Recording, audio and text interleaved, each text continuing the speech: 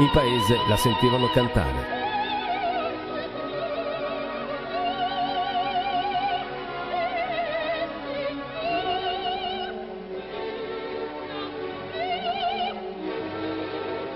Che emozione ti dà? Da una parte grande gioia, ma anche grande inquietudine, perché si sente la sofferenza di una delle più grandi donne al mondo, che per essere grande ha comunque sofferto e patito.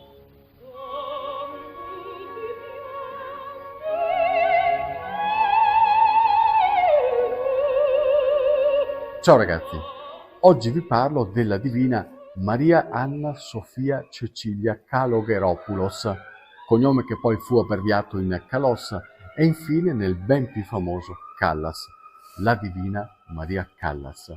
E lo faccio da qui, da Zevio, nel cuore della pianura veronese, che soprattutto nei primi anni della sua carriera fu anche la sua casa.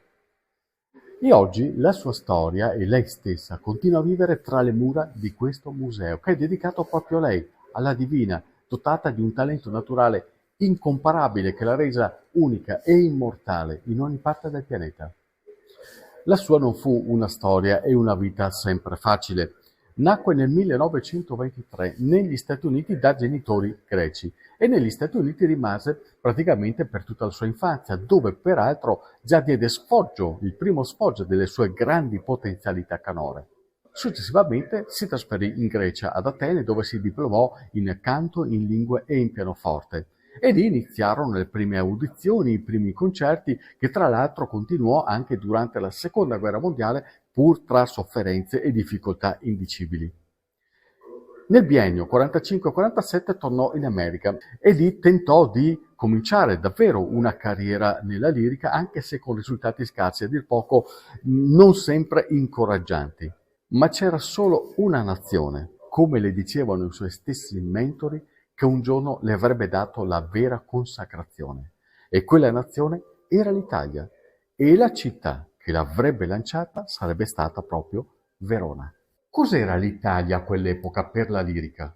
Stiamo parlando di un'Italia appena nel dopoguerra, ma che comunque crede nel suo più grande patrimonio. Il genere dominante del momento è il canto lirico e tutta Italia canta la lirica. E Verona in particolare era una culla della lirica. O sbaglio, ci sono dei nomi importanti in questo mondo, vero? Assolutamente, e in questi anni dove viene accolta Maria Callas, poi vedremo magari come e perché, abbiamo uno dei più grandi direttori d'orchestra, Tullio Serafin, abbiamo uno dei più grandi tenori, Zanatello, che scoprirà Maria Callas, grandi pianisti tipo Cusinati, che prepareranno Maria Callas appunto nella scoperta dell'italianità dell'opera, perché lei vocalmente era già formata. Ma cosa mancava? L'italianità. Queste persone aiutarono Maria Callas? Assolutamente sì, perché intanto lo scopritore di Maria Callas fu Zanatello, che in un viaggio in America la sentì cantare e volle in quella pseudo organizzazione, possiamo dire in gergo, che sarà poi la futura Fondazione Lirica, la futura Fondazione Arena, quindi siamo nel 47, 2 anni dopo la Seconda Guerra Mondiale, e questo grande tenore sentì questa voce straordinaria e volle portarla a Verona. Maria Callas, concepita ad Atene, nata a New York, ritornata ad Atene per gli studi, ritornata a New York per ricongiungersi al padre e anche per provare la carriera, dove fallì. Ma questo Zanatello la portò a Verona per questo debutto in Gioconda e Maria Callas da lì iniziò il suo grande esordio di grandissima cantante internazionale. In Italia Maria Callas incontrò anche l'amore, che fu quello di Giambattista Meneghini, imprenditore zeviano, grande appassionato di lirica, che divenne prima suo agente e poi anche suo marito. E il loro legame fu proprio caratterizzato, fu cementato da questa evoluzione incontenibile della carriera di Maria Callas, che la portò nelle più grandi platee di tutto il mondo. Fu l'amore della sua vita per tutta la vita, anche quando lei lo lasciò per Aristotele Onassis, come ricorderete le cronache dell'epoca. Poi Onassis lasciò la Callas per Jacqueline Kennedy, gettandola in una profonda depressione. ma lui continuò ad amarla anche dopo la morte della divina. Ed è una figura, quella di Giambattista Meneghini, di cui probabilmente si parla sempre troppo poco, ma in realtà lui era l'ombra attiva di quel sole che lui stesso aveva creato e aiutato a risplendere, ed era il sole di Maria Callas, il suo amore.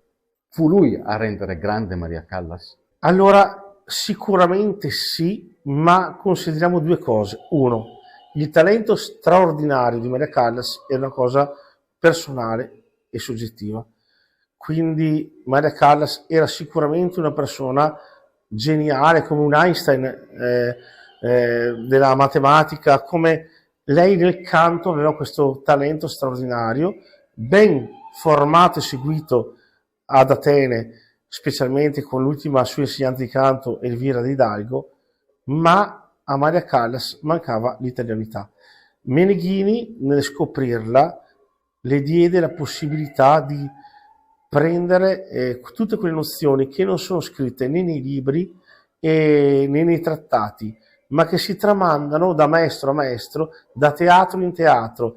E se l'opera è italiana, quale nazione migliore dell'Italia per questa, ovviamente, per questo divenire, questo apprendimento nuovo, che era un perfezionamento, ma che poteva fare di lei la più grande cantante al mondo. Quindi Meneghini le insegnò a essere italiana? Meneghini le insegnò assolutamente ad essere italiana, perché lui l'affidò ai più grandi maestri dell'epoca, ripeto i nomi, Serafin, Cusinati e tanti altri, per apprendere appunto quello che è la dizione del canto italiano e tutto il patrimonio operistico non scritto, ma tramandato appunto verbalmente dai vari maestri. E Maria Callas studiava come una persona assolutamente devota al studio e alla sua arte, ma Meneghini le garantì tutto questo. Ci fu una vita zebiana dei coniugi Meneghini-Callas? Sicuramente sì, forse è più grande la documentazione rispetto al reale vissuto. Mi spiego. Maria Callas avrà a Zevio la prima carta d'identità nazionale. Avrà in Zevio, in Villa Meneghini, la residenza dal 49 al 59. Ovviamente Meneghini, che aveva anche lui il suo pied-à-terre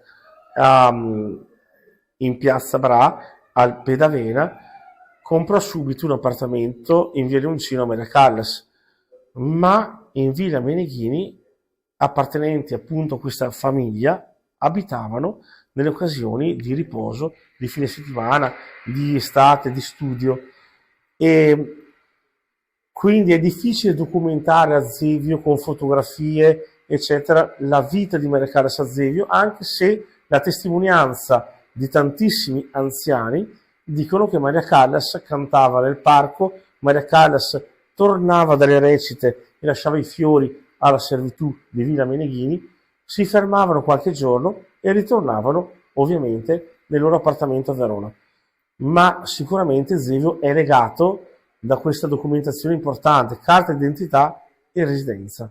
Queste sono tutte le lettere di Maria Callas. Migliaia. Migliaia, io ne ho migliaia di lettere, documenti di tutti i generi. Me ne fa sentire una? Questa qui vuole sentirne una. Per esempio, finalmente sono giunta a destinazione.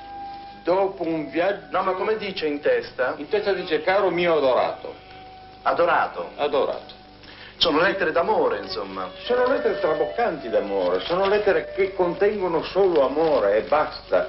Gli affari, il resto, è soltanto un inciso, ma la parte preponderante della lettera è l'amore. È l'amore.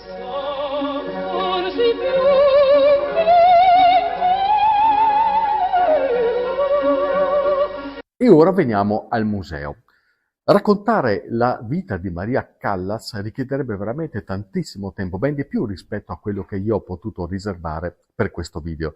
Per questo vale la pena venire qui, perché appena si entra si è come pervasi da un'aura magica, di un luogo consacrato a un mito, il mito di Maria Callas per l'appunto. E qui si possono vedere da vicino gli oggetti appartenuti alla divina, si può ripercorrere tutte le tappe che hanno caratterizzato la sua vita e che sono state ricostruite fedelmente e magistralmente all'interno di queste sale.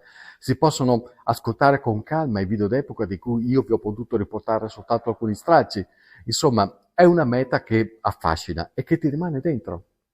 E per questo stesso motivo il museo va valorizzato, ma non soltanto per i cimeli, anche per un altro aspetto, perché c'è una storia importante dietro e qui subentra la figura di Gianluca, che è un maestro di canto innamorato artisticamente di Maria Callas e gran parte degli oggetti che vedete qui li ha recuperati proprio lui, investendoci tempo, un sacco di tempo, energie e anche soldi. Posso dire semplicemente che a Zevio studiavo pianoforte e non sapevo neanche chi era Maria Callas. E nasceva un progetto da altre associazioni per valorizzare questa ovviamente grande figura. A un certo punto sono diventato un artista cosciente, quindi dai 14 anni ai 24, e quindi ho capito che abitavo in un paese dove la più grande cantante al mondo ha abitato. E ho iniziato lì ad apprendere gli studi lirici, anche io personalmente, per fare una cultura personale, non tanto per fare una carriera, ma per farne una mia formazione. Il comune mi chiese di proseguire su questo progetto, di valorizzare Maria Callas in Zevio, e ricapì la grande fortuna e opportunità che avevo avuto nella vita, non tanto per questioni economiche, ma per valorizzare probabilmente la più grande cantante al mondo in un paese piccolo di campagna di cui io sono residente e nato. È vero che hai recuperato tu i vestiti che ci sono in questo museo mettendoci anche dei soldi di tasca tua? 10.000 euro? Assolutamente sì, io come presidente dell'Accademia ho fatto un fido per recuperare dalla cuoca e guardarobiera quelli che erano dei pezzi fantastici che lei teneva in maniera molto certosina come guardarobiera. Maria Callas aveva questa grande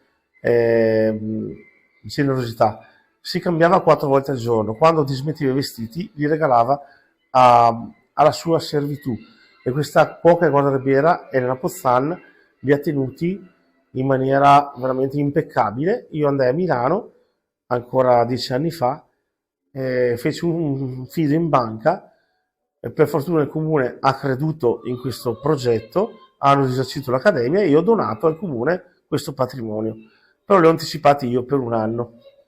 Ce ne sarebbero ancora di oggetti da recuperare? Sì, alcuni li stiamo anche già recuperando, perché comunque Pozzan ci ha dato tanto, ma non tutto. Gli eredi di Elena Pozzan si sono presentati recentemente per poter dare, vendere quello che è restato.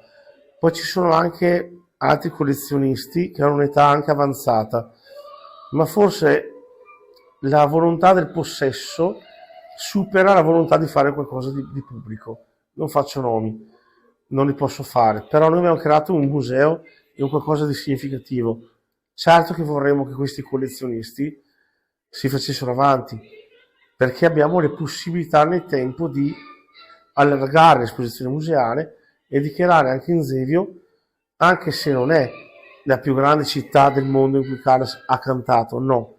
Certo, si vede Callas a Parigi, al Metropolitan, alla Scala, però Zevio ha avuto le origini, ha avuto proprio le sue credenziali di italiana e anche di inizio nell'opera in Italia.